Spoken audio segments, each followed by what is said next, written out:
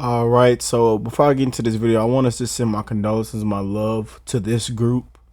We just got done reacting. My first song to this group was Freebird, and I want to send love to the homie Dylan for the double kind donation to check out that song and also this video. And I believe it was survivors too. So I'm not sure who all died and what happened, and I will do more research even after this video. But this was also a kind donation request for me to check out and learn more about this group as well. So wow, man, I hate to hear about any plane crash or any death and stuff like this in these kind of situations, man. It is truly sad, and yeah, like they say, it devastating, man. Because they say this group had a huge shift and impact on the music industry, man. You know what I'm saying? And that Freebird song was rocking, boy. I mean, I love that Freebird song, man. That's my jam, man. That mug was rocking. 9 minutes long, rocking. You feel me? But if you guys are new here, join the family, join the gang. I'm wishing all of you blessings, love, and health, man. Life is so precious, man. And I'm wishing the best for everybody. But let's get right into the video. Let's not waste no more time. I hope you all are well. I hope the family's well, the kids are well. And let's get into it, man. No one anticipated the tragedy that would befall Lynyrd Skynyrd just 3 days after they released their fifth album, Street Survivors. The band helped popularize Southern rock with hits like Sweet... Wow, so they had just dropped... This happened right after they just dropped the album, too? So wait, let me see. Wait, let me go back. No one anticipated the tragedy that would befall Lynyrd Skynyrd just 3 days after they released their fifth album, Street... 3 days after dropping their fifth album? Man, life is so precious, man. Street Survivors. The band helped popularize Southern rock with hits like Sweet Home Alabama and Freebird. Their fame was on the rise. Freebird! I gotta check out Sweet Home Alabama. I gotta check out Sweet. I'm gonna probably do that one. Somebody comment down below if you really want me to react to it, but I'm gonna react to it anyways. Sweet Home Alabama will be my next song I check out from this group. But I love Freebird. So if he said Sweet Home Alabama and then Freebird, because I just checked out Freebird. Freebird was rocking. That's my jam. I'm gonna have that mug on repeat. You heard me? And they had just started touring bigger venues when misfortune struck.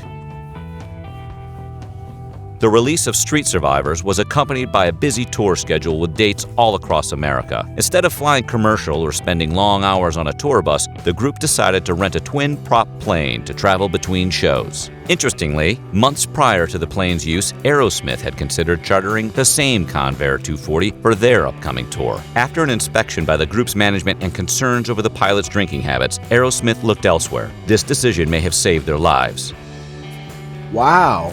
After a gig in Lakeland, Florida, the band flew to Greenville, South Carolina for a show on October 19, 1977. While en route, a 10-foot stream of sparks and flames erupted from the plane's right engine. Several band members told lead singer Ronnie Van Zant that unless the plane was replaced, they would leave the tour. Cassie, backup vocalist and sister of Stevie Gaines, was so fearful of the plane that she booked a commercial ticket for the next flight to Baton Rouge, Louisiana.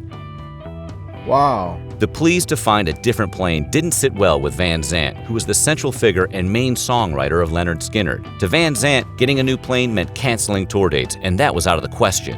Van Zant invoked the group's Southern pride as a reason why they couldn't cancel any gigs. The Deep South comprised the group's most loyal fans, and he would not leave them high and dry. This was coming from a man that claimed he'd never make it to the age of 30. As the group boarded the plane, he was overheard saying to Cassie, "If your time is up, your time is up."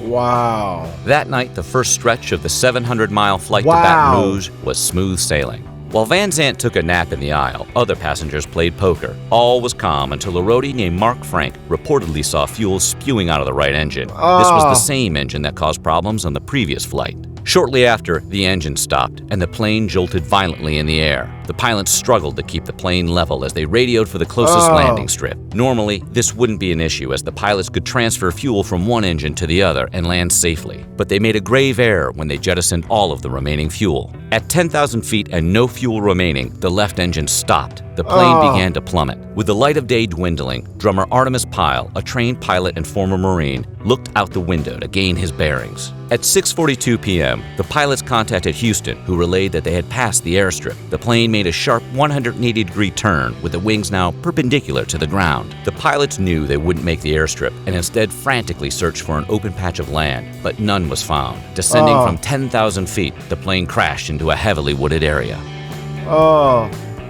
Keyboardist Billy Powell later recounted the crash. "We hit the trees at approximately 90 miles an hour. It felt like being hit with baseball bats in a steel garbage can with the lid on." Survivors, including Frank and Powell, recalled the twisted carnage of the wreckage, noting the wings and tail had been torn off. The cockpit, containing the deceased pilot, had separated completely. The plane had slid 500 feet after impact, leaving behind a wake of debris. In an ironic twist, the lack of fuel that caused the crash ended up saving many lives, as the plane would have otherwise exploded into flames upon impact. Wow. Of the 24 passengers, only 3 could walk, including Pyle, Frank, and roadie Steve Lawler. Not all were Only 3 could walk. lucky enough to survive, though. Assistant road manager Dean Kilpatrick lay dead in a swamp. Stevie Gaines died on impact, and Cassie was thrown from the plane, dying shortly after impact. As for Van Zandt, his foreshadowing proved true. He hit his head against the bulkhead and died immediately. Wow, man. So wait, so who? Let me see. Frank and Powell recalled the twisted carnage of the wreckage, noting the wings and tail had been torn off. The cockpit, containing the deceased pilot, had separated completely. The plane had slid 500 feet after impact, leaving behind a wake of debris. In an ironic twist, the lack of fuel that caused the crash ended up saving many lives, as the plane would have otherwise exploded into flames upon impact. Of the 24 passengers, only 3 could walk, including Pyle, Frank, and roadie Steve Lawler. Not all were lucky enough to survive, though. Assistant road manager Dean Kilpatrick lay dead in a swamp. Stevie Gaines died on impact, and Cassie was thrown from the plane, dying shortly after impact. As for Van Zandt, his foreshadowing proved true. He hit his head against the bulkhead and died immediately. After regaining his senses, Pyle used the bearings he attained as the plane was plummeting and set out to find help along with Frank and Lawler. After trekking through a swamp and woods for 45 minutes, the men came upon a field of cattle where dairy farmer Johnny Moat was working. Local volunteer firefighter Jamie Wall arrived on Moat's property. Wall and his brother Jeffrey ventured onto the dairy farmer's property and were the first to reach the crash site. Wall reported the gruesome nature of the wreckage, commenting that he tripped over several victims that were still alive. He quickly took out his hatchet and began freeing the trapped survivors. The brothers were eventually joined by hundreds of townsfolk who helped with the rescue effort. Sadly, this wasn't the last time tragedy would befall the band. Founding member and guitarist Alan Collins was later paralyzed in a car accident in which his girlfriend was killed. Collins later died of paralytic pneumonia in 1990. The original lineup's bassist Leon Wilkeson died due to substance abuse in 2001, and keyboardist Billy Powell passed away after a heart attack in 2009. With over 60 albums produced, which have sold over 30 million copies worldwide, Rock and Roll Hall of Famers Lynyrd Skynyrd remain music icons that appeal to all generations. Though the original and most successful lineup of Lynyrd Skynyrd has been gone for 40 years now, the songs and memories remain. If you like this video, subscribe to Weird. Wow, man. Wow. My condolences goes out, man. My love goes out, man. Life is so precious, bro. And it's crazy, man, because I hate airports. I hate airplanes. I got over the fear of riding the airplane. But we had like an issue with our engine, and it kind of like did a bump and stop when I was a kid. I think we were going to Florida, man, and that just scarred me. And my mom was just laughing, like, you know. But then when it happened, first she kind of like, whoa, what's going on? Then she laughed at the end, but I was terrified, man. I just hate planes. And I hate hearing about plane crashes, man. And, oh, man, rest in peace. Man. And then I even more tragedy happened, you know what I'm saying? Substance abuse, car accident, like, man. Life is so precious, bro. But huge shout out to Dylan for just letting me for giving me an opportunity to learn more, to learn stuff I didn't know, to just take in, you know what I'm saying, these situations, and just to learn from, to learn, you know, to learn something new today, you know what I'm saying? Like I say, y'all give me a chance to learn and breathe through y'all and live through y'all, man. So there's a lot of stuff I don't know, and in these next couple months, years, I will be checking out all kind of stuff that I've never even checked out or seen or heard before. And that's the best part, and that's the blessing of doing what I do and why I love what I do, man. So huge shout out to Dylan for also the kind donation as well. And we just checked out Freebird, and we're gonna check out Home Sweet Alabama after this. So yeah, man, that is a really a devastating story, man.